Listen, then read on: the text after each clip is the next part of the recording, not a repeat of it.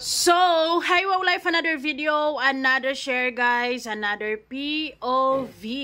So, ngayon guys, magbibigay lamang tayo ng point of view. Real talk muna tayo dahil merong isang fan ng Mikris na hindi ko alam kung solid Mikris ba talaga siya, pero maybe kasi pinagmamalaki niya ang efforts ni Krista to the point na hindi na niya nakikita ang efforts ng ibang Kalingap Angels.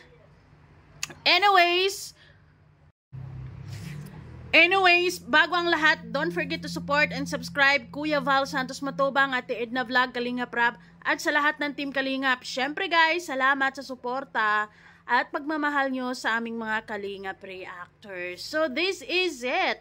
Babasahin na muna natin ang kanyang comment. Actually, si Regine Garcia. Okay. Sabi niya, sa lahat ng Kalingap Angel, si Krista lang yung nanlilibre ng merienda. Dahil sa natatanggap niyang blessing, yung iba tanggap lang ng tanggap, hindi pinapakita sa vlog yung taos sa puso niya, yung pag-share ng blessing. Iba talaga ang kabaitan ni Krista sa off-cam at on-cam. Kaya siya pinagpapala ni Lord. Aminin natin, mga viewers, iba at sobrang bilis ng pagtanggap ng mga tao kay Krista kahit bago pa lang sa Kalingap. Okay. Anyways, yung sa baba naman, wala namang problema. Maraming salamat dahil nakasuporta ka sa Kalingap at di bali na kung Mikris ka lang or kung bias mo si Krista. Pero, dapat maging klaro ka sa sinasabi mo dahil hindi ko rin naman masasabi na baguhan ka sa Kalingap. Kasi,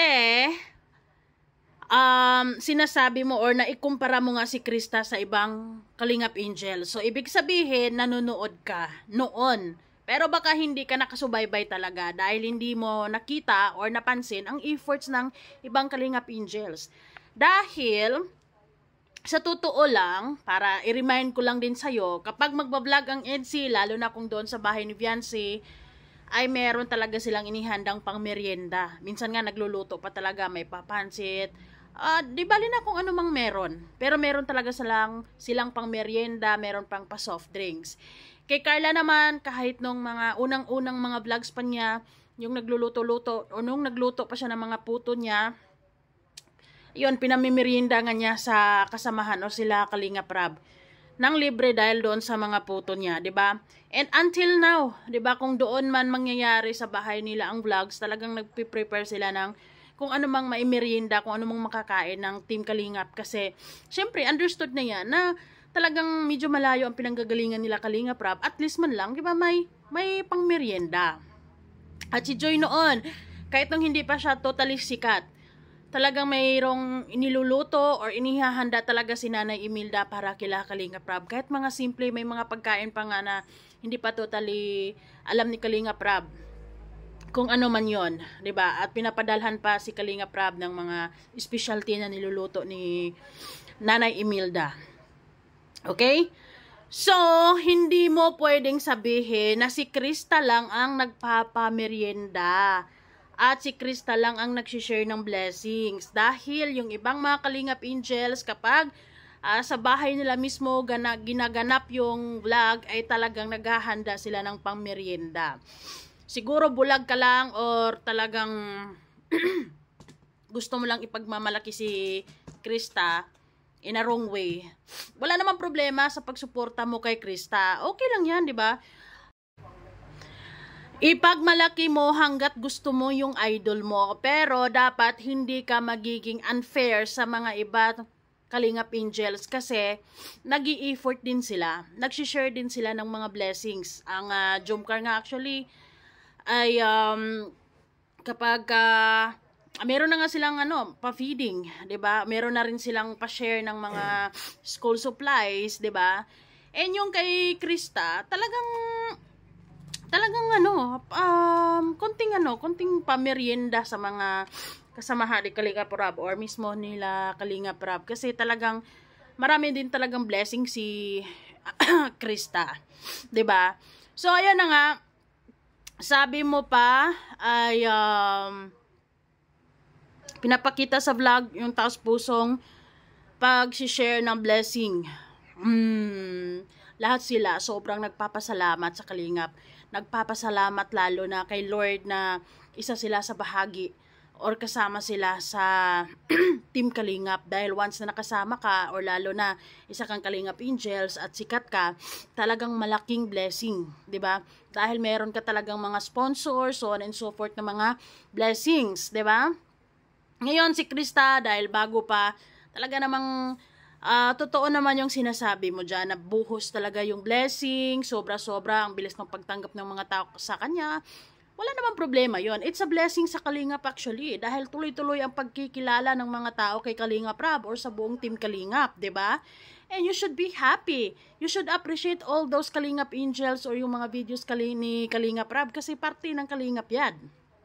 'Di ba? At wala namang pinapaboran si Kalingap Rab. Wala naman siyang favoritism. Lahat yan ay blessing yan para kay Kalingap Rab. 'Di ba? Kasi talagang namamayagpag ang Jomcar, Edsy at saka Danjoy noon, at ngayon ay solo era na si Joy, pero naman tinatangkilik pa rin ng mga tao. Oo na, matagal na ang Jomcar, matagal na ang Edsy, pero hindi pa rin nagpapahuli sa mga views, 'di ba? Kita mo naman 'yon na tinatangkilik pa rin ang mga views. Tuloy-tuloy pa rin ang million views ng Jomcar, tuloy-tuloy pa rin ang million views ng Edsy. At ganun din sa Mikris. Kaya magpasalamat ka sa Team Kalingap at sa mga efforts ni Kalingap Rab at sa kasama niya, ang team niya, dahil nabibigyan ng ganito kabonggang mga blessings ang lodi mo. Diba? Ako pinapanood ko lahat ng mga uploads ni Kalingap Rab.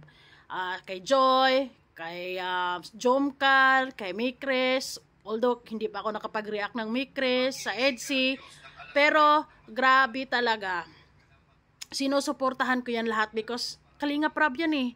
Sa Kalingap yan eh. Nandito tayo sa Kalingap. Kaya kung sino man ang sikat ngayon, okay, Regine, walang problema kung bias mo talaga si Krista. Ang problema lang dyan, bulag ka sa katotohanan at si Krista lang ang nakita mong nag-share ng blessings, hindi mo nakita yung iba. Siguro, hindi ka nanonood at nakapokus ka lang sa Mikris. Mag-focus ka na lang sa Mikris. Walang problema. Basta, wag ka lang magsalita ng sa lahat ng Kalingap Angel, si Krista lang yung nanglilibre. Dahil hindi naman yan totoo. 'Di ba? Marami kang magiging kaaway niyan at maraming magdi-disagree niyan dahil lahat ng mga Kalingap Angel sa abot na makakaya nila ay they really offer snacks or food kapag dyan mismo sa bahay nila nangyayari yung vlog. 'Di ba? Hindi mo kasi pinapanood kung anong nangyayari sa ibang vlogs, kaya wala kang alam. O siguro may alam ka pero natatabunan ng sobra-sobrang pagiging proud mo kay Krista. Okay lang naman na maging proud kasi lodi mo yan eh. Pero yung katulad ng ganyan na sinasabi mo na si Krista lang yung nagpamerienda sa lahat at si Krista lang yung nag-share ng blessing, yung iba ay tanggap-tanggap lang ng blessing, wala daw sinishare, ay hindi naman po yun pwede. Dahil nagsishare din yan sila, 'di ba? At actually hindi naman talaga kailangan. Okay lang naman talaga kay Kalingap Rab yan. Pero mas masaya kapag meron. 'Di ba? Kasi ano na yun eh, kumbaga automatic mo na yun na ginagawa eh. 'Di ba? Kasi syempre galing yan sila sa malayo, papunta diyan, talagang nakakagutom. So ayan, maging klaro lang tayo, Regine. Lahat sila nag-offer ng snacks or food kung sa mismong bahay nila nagaganap ang pagbablog nila. Hindi lang si Krista. Okay? So, kung wala kang amor sa ibang Kalingap Angels, mag-focus ka kay Krista, walang problema. Pero, wag mong ipagkukumpara mga Kalingap Angels na sinabi mo si Krista lang yung mabait or si Krista lang yung mapagbigay, nang lilibre, pero yung iba hindi naman. Ay, di mo sure. Hindi ka fair. Bias ka talaga. Bias na sobrang may pagka-basher. Anyways, be thankful sa buong Team Kalingap kasi sikat yung idol mo. 'Di ba? At ayun, lahat ng sikat na kasama kay Kalingap Rab is blessing yan ng buong Team Kalingap. Salamat! Bye!